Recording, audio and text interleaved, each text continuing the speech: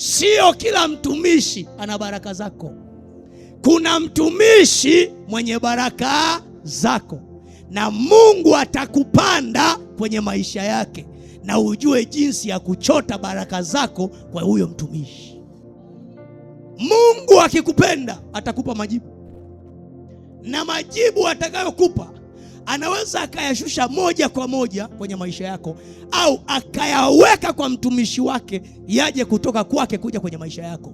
Atatamka neno, litakuwa. Atasema jambo, litaumbika. Ataweka mikono yako, jambo hilo linafanyika.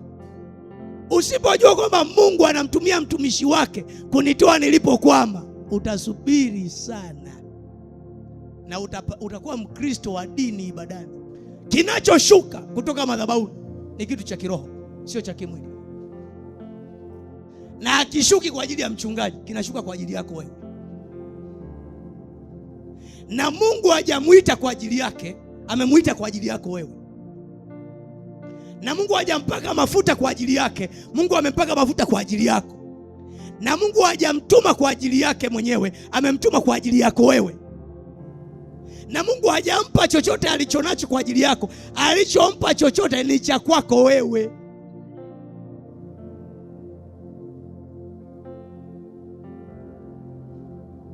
Ila ujue tu mikono yake iwe imenyoshwa kukuelekea. Ikishuka chini, jua jinsi ya kuishika iendelee kuelekea. Maana ikisimama, Midian ataanguka, Amaleki atapigwa. Ikishuka, utapataje kushinda? Mungu akituma mtumishi wake, amempa kitu alichomwagiza nacho kwako. Mungu hatumi mtu yoyote kwenye maisha yako mikono mitupu. Mungu sio Mungu wa maneno. Mungu ni Mungu wa matendo makuu. Hatumi mtumishi wake kwenye maisha yako ambaye yuko mikono mitupu. Anasema alikuja kwa walio wake kuhusu Kristo, lakini walio wake hawakumpokea. Bali wote waliompokea aliwapa uwezo wa kufanyika watoto wa Mungu. Kumbe Yesu anachakupokelewa, sio tu kumpokea yeye, ila anachakupokelewa. Hicho kitu ndio cha kufanyika kuwa mtoto wa Mungu. Kila mtu wa Mungu ana kitu Mungu amempa kwa ajili yako, ambaye amempanda kwenye maisha yako. Labda kama sio mtumishi wa Mungu aliyeletwa kwenye maisha yako. Maana watumishi wa Mungu ni wengi, ila waliowekwa kwa ajili yako ni wachache. Sio kila mtumishi ana baraka zako. Kuna mtumishi mwenye baraka zako, na Mungu atakupanda kwenye maisha yake, na ujue jinsi ya kuchota baraka zako kwa huyo mtumishi. Yani sayansi nzuri ya ulimwengu wa roho na ulimwengu wa damu na nyama. Kwa bahati mbaya, Wakristo walio wengi, hasa walokole, anafikiri mtumishi wake Mungu aliyempa na yeye huyu mlokole anafikiri wanalingana katika vyote ambavyo Mungu amempa, kwa sababu wote wananena kwa nini? Kwa lugha, wanasoma Biblia na wanaomba. Anasema alichonacho na mimi ninacho. Angalia makanisa ya namna hiyo, alafu nionyeshe kama kuna muujiza unatokeaga. Kwa nini? Hakuna kanuni. Mle ndani ni familia ya nini? Ya kambare. Baba ana ndevu, mama ana ndevu, na watoto wana ndevu. Muujiza unatoka wapi? Familia ya kambare, baba ana ndevu, mama ana ndevu, watoto wana ndevu, wote wanaishi kwenye matope.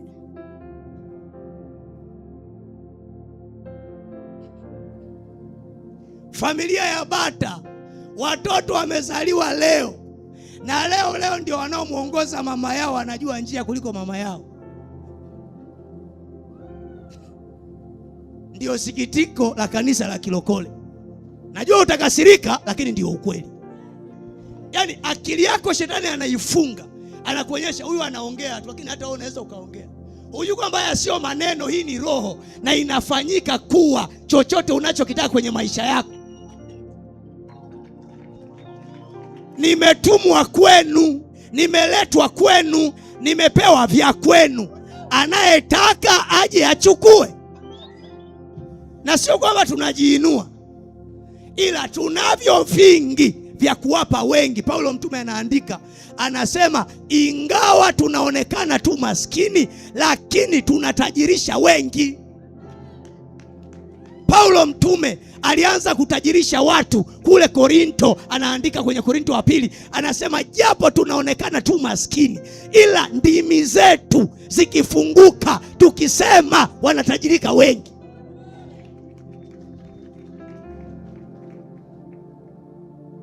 Wakaanza kumbishia. Tatizo ile halijaanza leo, lilianza toka Korinto. Wakasema sisi tunanena kwa lugha. Akasema kama ni kunena kwa lugha, mimi nanena kwa lugha kuliko ninyi wote, lakini sijisifii katika kunena kwa lugha. Maana anasema kwa sababu nilienda mpaka mbingu ya tatu. Hatujui ziko ngapi, ila yeye alipelekwa mpaka ya ngapi? Ya tatu. Ogopa mchungaji ambaye hana alipowahi kwenda zaidi ya chuo cha Biblia. Ogopa sana mchungaji ambaye hana alipowahi kwenda zaidi ya chuo cha nini? Cha Biblia. Yani anakupatia damu na nyama tupu, damu na nyama tupu, damu na nyama tupu. Ila Paulo anasema, nyewe mnasema mnanena kwa lugha. Asema ndio tunanena kwa lugha. Asema nanena kwa lugha kuliko, lakini sio neno. Halafu anasema kwanza sisi ni Wayahudi, si lugha ya kilokole hizo. Sisi tu watoto wa Ibrahim, tu warithi wa ile ahadi. Tatuambia nini? Baba yetu alishatamkiwa na Mungu baraka, na sisi tunajimwaya huko. Anayeongea hivyo amechakaa na ganda la maharaga limebaki liko kwenye jino la mbele. Unyenyekevu hakuna, kunyenyekea chini ya upako hakuna, kutambua nguvu za Mungu juu ya mtumishi wa Mungu hakuna, kukiri nguvu za Mungu kwamba huyu ni mtu wa Mungu, akinena jambo juu ya maisha yangu linatukia kweli kweli, hakuna. Ndio maana maisha yake yamepauka kuliko sandals ya jangwani. Na anaongea hivyo, anabishana. Ganda la halaga alilokula jana usiku liko kwenye jino la mbele hapa mbele, liko pale, namwambia tulia wewe. Jani alilokula juzi linajisogeza kutoka nyuma ya meno, linatafuta mbele, na nyewe linataka kuonekana kwamba mtu huyu asiwadanganye, ana maisha magumu na amekula juzi mchicha huu hapa. Na unatabiaga huo aga, unajisogeza polepole mpaka uje ukae mbele. Hautaki kukaa nyuma mchicha, mpaka uje mbele ili unyenyekee, maana husikii.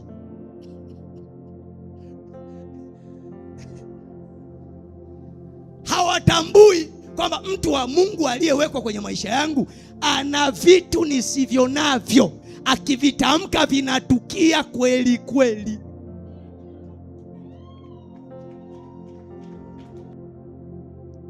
Kuna mchanganyiko mkubwa, lakini lengo la shetani ni kuhakikisha wewe huoni wajumbe waliopewa vitu vya thamani waliosimama kwa mbele yako.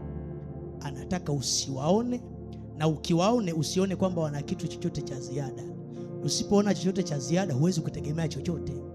Sikiliza, yule kiwete aliyekuwa ameketi mlango mzuri akiombaomba, alikuwa ameketi mlangoni, anafanya nini? Anaomba. Petro anamwambia tutazame sisi. Kwa nini amwambie hivyo? Maana yake ni kwamba Petro alikuwa mbele yake, ila bado alikuwa anaangalia watu wengine, anategemea endelee kupata misaada kule. Petro anamjibu, anamwambia mimi sina fedha wala dhahabu, lakini nilicho nacho ndicho nikupacho. Kumbe kuna kitu Petro anacho na yule kiwete alikuwa hajakiona. Kwa jina la Yesu simama uende. Usipomtazama na ukategemea, utaendelea kukaa pale mlangoni na usione. Yule kiwete maana yake ni kwamba kama alikuwa anakaa hekaluni, kwenye mlango wa hekalu, maana yake amepitwa na Yesu pale wakati Yesu anaenda kuabudu hekaluni na kwenda kufanya huduma hekaluni miezi 6. Maana Yesu ametumia miezi 6 kusini mwa Israeli, Yerusalemu, na kila Sabato alikuwa hekaluni. Kwa hiyo amepitwa na Yesu miezi 6 haponi, kwa sababu haangalii, na akiangalia hategemei. Petro anagundua tatizo la huyu mtu, hana focus. Akasema nilicho nacho ndicho nikupacho. Baada ya nini? Ya kumtazama, nitazame mimi. Paulo anawaambia nimeenda mimi mpaka mbingu ya 3. Kwa kisilingani na nyie, anasema huko niliona mambo ambayo mwanadamu hastahili kuyaona, yaani na nyie hamjayaona. Na huko nimesikia mambo ambayo mwanadamu hastahili kufanya nini? Kuyasikia. Anasema mambo ambayo hayajawekwa kwenye moyo wa mtu yoyote, Paulo huyu, wala hayajaingia kwenye sikio lolote, wala hayajaonekana na jicho lolote, mambo ambayo Bwana amewaandalia wamchao. Ndiyo maana ametumwa. Hajatumwa kwenu ili awe mwenzenu, ametumwa kwenu ili awasaidie. Mungu akikuletea mtu, shetani atahakikisha umuone kwa jicho ambalo Mungu amemtumia kwako. Umuone wa kawaida sana, umuone hana msaada unaokutosheleza. Uone huyu labda nitaendelea kuhitaji vidonge, labda nitaendelea kuhitaji madaktari, labda nitaendelea kuhitaji misaada ya wanadamu ndio nitafanikiwa. Utamuona kwa jicho la kawaida ili shetani aendelee kukukumuta, ili Amaleki aendelee kukuchakaza, mpaka utakaposema hapana, nitamtazama kwa jicho lingine. Elisha akainua jicho lake, akapiga kelele, akamwangalia Elia akiwa anapaa juu, akasema baba yangu, baba yangu, gari la Israeli linampanda farasi. Vazi likamwangukia. Akaenda ufukweni, akajaribu kuomba maji yafunguke, yakakataa kufunguka maji ya Yordani, mpaka akachukua lile vazi la Elia. Akasema yuko wapi Bwana Mungu wa Elia? Alikuwa nafikiri Elia ni ndugu yake. Mpaka muda umefika, Elia hayupo, anamuomba na yeye Mungu, anaona mambo hayaji. Alipolipiga kwenye maji vazi lile, maji yakapasuka, akajua Elia hakuwa mtu wa kawaida. Sasa usisubiri mpaka Elia atwaliwe ndio ushtuke. Unapaswa kuwa na jicho la rohoni. Kuna kitu gani Mungu ameniletea kupitia upako huu? Swali la kwanza, unapoingia kanisa lolote, kuna kitu gani Mungu ameletea kupitia madhabahu hii? Kuna nini Mungu ananitaka kunipa hapa? Ni kitu gani Mungu ananiletea hapa? Usipokiona wafwa, utafikiri tuko kwenye kikao hapa, na anayeongea mbele yako unafikiri ni mwenyekiti wa kikao, na hapa yuko kwenye ajenda ya pili. Haruni na Huri kazi yao ni kuinua mikono ya Musa ili iendelee kuwa juu. Hakikisha unafahamu namna ya kuinua mikono ya huo upako ili uendelee kushinda vita zako. Hakikisha unajua nitainua vipi ili niendelee kushinda. Nitainua vipi ili nijenge? Nitainua vipi ili ninunue mashamba, viwanja? Nitainua vipi ili nisomeshe watoto? Upako huu ulionifanikisha katika hili na lile, nitaendeleaje kufanya mikono yake ielekee Amaleki ili aendelee kupigwa?